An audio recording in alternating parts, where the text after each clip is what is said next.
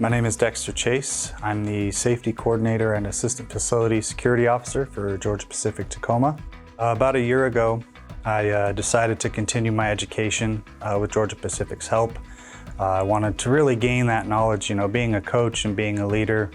I understand that, the more knowledge and value that I have that I can share with others around me, the more that I can help them and the more value I can add the company.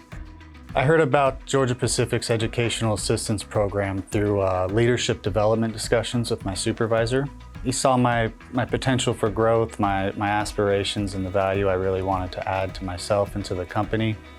So we developed a plan and kind of set a path forward that would really help me reach my goals as an individual and help the company reach their goals with what they see me doing for them in the future. Georgia-Pacific has supported me in my career development and growth in so many different ways. We've got leadership development classes where we bring people from all over the country to come together and learn things, and they've got the education reimbursement program. We've got different training sessions that we actually bring employees out to other plants so they can see how other plants operate, so they can learn from other operators. It's really something different that you don't see in a lot of other companies.